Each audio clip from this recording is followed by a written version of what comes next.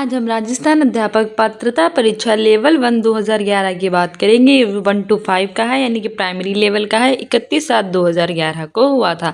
चलिए स्टार्ट करते हैं। हमारी एक रिवीजन क्लास रहेगी, फटाफट रिवीजन, क्योंकि आपका 27-28 फरवरी को पेपर है, कुछ भी दिन भी नहीं बचे हुए हैं, तो हम जल्दी से इसका रिवीजन कराएंगे। हमारा सबसे पहले चाइल्ड डेवलपमेंट पेडागोजी आता है। इसमें 30 क्वेश्चन पूछे जाएंगे। इसमें हमारा जो है वो फर्स्ट क्वेश्चन कह रहा है, खिलौनों की आयु कहा जाता है, यानी कि खिलौनों की आयु किसे कहते हैं।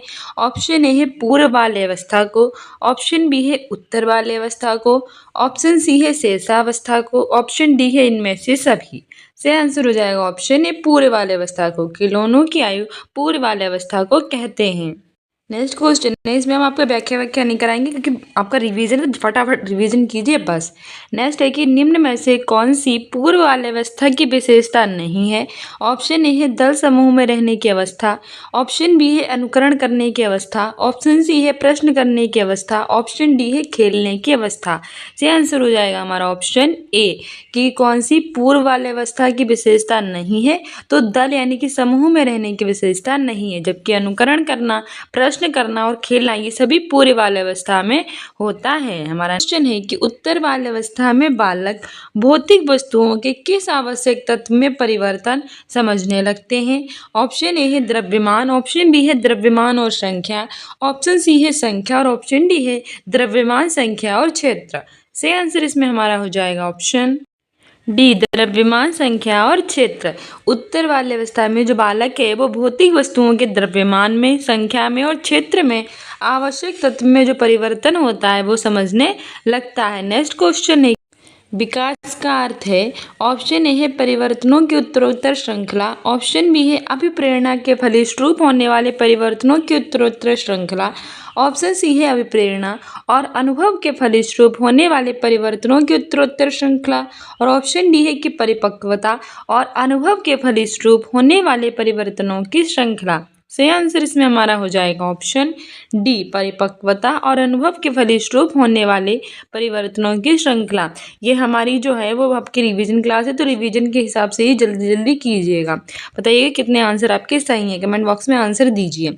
नेक्स्ट है कि विकास के संदर्भ में निम्न में से कौन सा कथन सत्य नहीं है।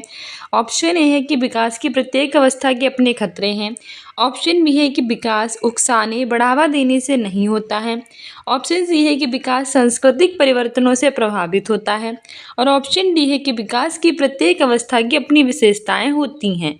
तो सही आंसर हो जाएगा ऑप्शन बी कि विकास उकसाने से या बढ़ावा देने से नहीं होता है। ये गलत बात है कि विकास के संदर्भ में हमसे गलत पूछा था, तो ऑप्शन बी सही हो जाएगा। जबकि विकास की प्रत्येक अवस्था के अपने खतरे हैं, बिल्कुल सही है। विकास सांस्कृतिक परिवर्तनों से प्रभावित होता है, बिल्कुल सही है। और विकास की जो प्रत्येक अवस्था है उसकी अपनी विशेषताएं होती हैं, ये बात भी बिल्कुल सही है। नेक्स्ट क्वेश्चन कह रहा है कि निम्न में से कौन सा विकासात्मक कार्य उत्तर बाल्यावस्था के उपयुक्त नहीं है। ऑप्शन ए है कि सामान्य खेलों के लिए आवश्यक शारीरिक कुशलताएं सीखना, ऑप्शन बी है कि पुरुषोचित या स्त्रियोचित सामाजिक भूमिकाओं को प्राप्त करना, ऑप्शन सी है व्यक्तित्व आत्मनिर्भरता को प्राप्त करना, और ऑप्शन डी है अपने हम उम्र बालकों के साथ रहना सीखना। तो सही आंसर इसमें हमारा हो जाएगा ऑप्शन बी कि पुरुषोचित या स्त्रियोचित सामाजिक भूमिकाओं को प्राप्त करना। ठीक है, ये भूमिका हमारी उपयुक्त ये नहीं है विकासात्मक कार्य उत्तर बाल्यावस्था की, जबकि ये बिल्कुल सही है कि सामान्य खेलों के लिए जो आवश्यक शारीरिक कुशलता है वो सीखनी चाहिए, व्यक्तित्व आत्मनिर्भरता प्राप्त करनी चाहिए और अपने हम उम्र बालकों के साथ रहना सीखना चाहिए। नेक्स्ट है सामान्य परिपक्वन से पहले प्रशिक्षित करना प्राय। ऑप्शन ए है कि सामान्य कौशलों के निष्पादन के संदर्भ में बहुत लाभकारी होता है, ऑप्शन बी है कुल मिलाकर हानिकारक होता है, ऑप्शन सी है दीर्घकालिक दृष्टि से लाभकारी होता है, और ऑप्शन डी है कि लाभकारी हो या हानिकारक। ये इस बात पर निर्भर करता है कि प्रशिक्षण में किस प्रकार की विधि का प्रयोग किया जाता है।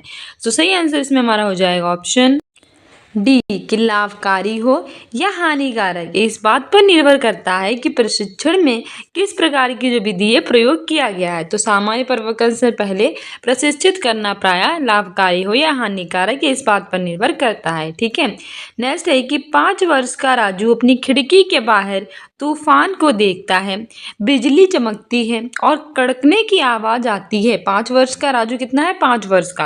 वो अपनी खिड़की के बाहर देखता है कि तूफान जो है, बिजली चमक रही है, कड़कने की आवाज आ रही है।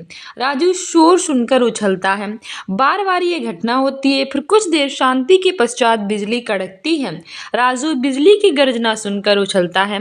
राजू का उछलना सीखने के कौन से सिद्धांत का उदाहरण है? ऑप्शन ए है शास्त्रीय अनुबंधन, ऑप्शन बी है क्रिया प्रसूत अनुबंधन, ऑप्शन सी है प्रत्यय भूल और ऑप्शन डी है इनमें से कोई नहीं। सही आंसर हो जाएगा ऑप्शन ए शास्त्रीय अनुबंधन। ठीक है, 5 वर्ष का राजू भी खिड़की के बाहर तूफान को देखता है, बिजली चमकती है, आवाज आती है उसे, तो वो शोर सुनकर उछलता है। बार बार यही घटना होती है और बिजली कड़कती है, फिर से राजू सुनकर फिर से उछलता है। तो बार बार उछलना जो है वो शास्त्रीय अनुबंधन का उदाहरण है। ऑप्शन ए बिल्कुल सही हो जाएगा। नेक्स्ट है कि सकारात्मक दंड का निम्न में से कौन सा उदाहरण है? ऑप्शन ए है कि मित्रों के द्वारा उपहास, ऑप्शन बी है मित्रों के साथ समय बर्बाद करना, ऑप्शन सी है मीन में निकालना बंद करना और ऑप्शन डी है इनमें से सभी। सही आंसर हो जाएगा ऑप्शन ए मित्रों के द्वारा उपहास। ये सकारात्मक दंड का उदाहरण है। क्वेश्चन है कि निम्न में से कौन सा कथन अभिप्रेरणा एक प्रक्रिया के संदर्भ में उपयुक्त नहीं है? ऑप्शन ए है कि व्यक्ति को लक्ष्य की ओर ले जाता है, ऑप्शन बी है कि व्यक्ति की शारीरिक अवस्थाओं की संतुष्टि करता है, ऑप्शन सी है ये मनोवैज्ञानिक आकांक्षा को प्राप्त करने में सहायता करता है और ऑप्शन डी है कि व्यक्ति को अप्रिय स्थिति से दूर रखता है। सही आंसर इसमें हमारा हो जाएगा ऑप्शन डी, ये व्यक्ति को अप्रिय स्थिति से दूर रखता है। ठीक है, ये प्रेरणा एक प्रक्रिया के संदर्भ में उपयुक्त नहीं है, जबकि ये व्यक्ति को लक्ष्य की ओर ले जाता है। बिल्कुल सही है। अभिप्रेरणा व्यक्ति की शारीरिक अवस्थाओं की संतुष्टि करती है और मनोवैज्ञानिक आकांक्षाओं को प्राप्त करने में सहायता करती है, लेकिन नहीं पूछा था इसलिए ऑप्शन डी सही हो जाएगा। नेक्स्ट कह रहा है कि किसी उद्दीपन के निरंतर दिए जाने से व्यवहार में होने वाला अस्थायी परिवर्तन कहलाता है। यानी कि कोई उद्दीपन होता है, उसके लगातार देने से हमारे व्यवहार में जो परिवर्तन हो जाता है अस्थायी रूप से, उसे क्या कहते हैं? ऑप्शन ए है अभ्यस्तता, ऑप्शन बी है अधिगम, ऑप्शन सी है अस्थायी अधिगम और ऑप्शन डी है अभिप्रेरणा। सही आंसर इसमें हमारा हो जाएगा ऑप्शन ए अभ्यस्तता। ठीक है, किसी उद्दीपन के निरंतर दिए जाने से जो हमारा व्यवहार होता है उसमें अस्थायी जो परिवर्तन होता है वो अभ्यस्तता कहलाता है। हमारा नेक्स्ट क्वेश्चन कह रहा है कि विद्यार्थियों की अभिव्यक्तियों में परिवर्तन के लिए निम्न में से किस विधि का प्रयोग अध्यापक को नहीं करना चाहिए? ऑप्शन ए है कि दबाव से किसी बात या विचार के लिए राजी करना, ऑप्शन बी है किसी विचार को दोहराना अथवा दृढ़तापूर्वक व्यवहार करना, ऑप्शन सी है किसी प्रशंसनीय व्यक्ति के द्वारा समर्थन और स्वीकृति और ऑप्शन डी है कि संदेश के साथ साहचर्य स्थापित करना। सही आंसर इसमें हमारा हो जाएगा ऑप्शन ए कि दबाव से किसी बात या विचार के लिए राजी करना। ये जो है ये विद्यार्थियों के अभिव्यक्ति में परिवर्तन के लिए इस विधि को अध्यापक को प्रयोग नहीं करना चाहिए, बल्कि किसी विचार को दोहराना अथवा दृढ़तापूर्वक व्यवहार, किसी प्रशंसनीय व्यक्ति के द्वारा समर्थन और स्वीकृति, संदेश के साथ साहचर्य स्थापित करना, ये सारा हम प्रयोग कर सकते हैं। नेक्स्ट है कि उपलब्धि यानी कि अभिप्रेरक के संदर्भ में कौन सा कथन हमारा सही है उपलब्धि के अभिप्रेरक के बारे में? ऑप्शन ए है कि उपलब्धि अभिप्रेरक जीवित रहने के लिए आवश्यक है, ऑप्शन बी है यदि व्यक्तिगत क्षमताओं की संतुष्टि महत्वपूर्ण है तो उपलब्धि अभिप्रेरक को विकास प्रेरक कहा जाता है, ऑप्शन सी है यदि व्यक्तियों के मध्य प्रतियोगिता पर बल है तो उपलब्धि अभिप्रेरक को सामाजिक अभिप्रेरक कहा जाता है और ऑप्शन डी है इनमें से सभी। सही आंसर हो जाएगा हमारा ऑप्शन डी, इनमें से सभी। ठीक है, उपलब्धि प्रेरक जो है वो जीवित रहने के लिए आवश्यक होता है। व्यक्तिगत क्षमताओं की संतुष्टि महत्वपूर्ण है तो उपलब्धि प्रेरक को विकास प्रेरक कहा जा सकता है। यदि व्यक्तियों के मध्य प्रतियोगिता पर बल है तो उपलब्धि प्रेरक को सामाजिक प्रेरक कहा जाता है। ठीक है, ऑप्शन डी हमारा सही हो जाएगा। नेक्स्ट है कि 6 से 10 वर्ष की अवस्था में बालक रुचि लेना प्रारंभ करते हैं। ऑप्शन ए है धर्म में, ऑप्शन बी है मानव शरीर में, ऑप्शन सी है यौन संबंधों में और ऑप्शन डी है विद्यालय में। तो आंसर हो जाएगा ऑप्शन डी विद्यालय में। जो 6 से 10 वर्ष की अवस्था का बालक होता है वो विद्यालय में इंटरेस्ट लेना आरंभ कर देता है। ठीक है कि कौन सिद्धांत व्यक्त करता है कि मानव मस्तिष्क एक बर्फ की बड़ी चट्टान के समान है जो कि अधिकांशतः छिपी रहती है एवं उसमें चेतना के 3 स्तर हैं। ऑप्शन ए है गुण सिद्धांत, ऑप्शन बी है प्रकार सिद्धांत, ऑप्शन सी है मनोविश्लेषणात्मक सिद्धांत और ऑप्शन डी है व्यवहारवाद सिद्धांत। से आंसर हो जाएगा ऑप्शन सी मनोविश्लेषणात्मक सिद्धांत।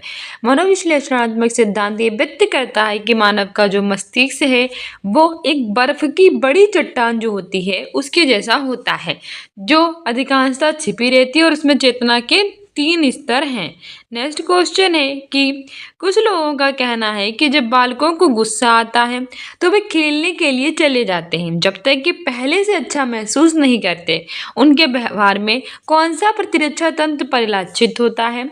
ऑप्शन ए है प्रक्षेपण, ऑप्शन बी है विस्थापन, ऑप्शन सी है प्रतिक्रिया निर्माण और ऑप्शन डी है उदात्तीकरण। से आंसर हो जाएगा इसमें हमारा ऑप्शन बी विस्थापन। ठीक है, व्यक्ति लोग को कहते भी हैं कि जब बालक गुस्सा आता है तो वो खेलने के लिए बाहर चला जाता है और तब तक नहीं आता जब तक वो अच्छा महसूस नहीं करता। तो ये उसके व्यवहार में जो प्रतिरक्षा तंत्र परिलक्षित होता है वो विस्थापन होता है। हमारा नेक्स्ट क्वेश्चन है कि समायोजन से तात्पर्य स्वयं का विभिन्न परिस्थितियों में अनुकूलन करना है ताकि संतुष्ट किया जा सके। ऑप्शन ए है दूसरों को, ऑप्शन बी है प्रेरकों को, ऑप्शन सी है उद्देश्यों को, ऑप्शन डी है आवश्यकताओं को।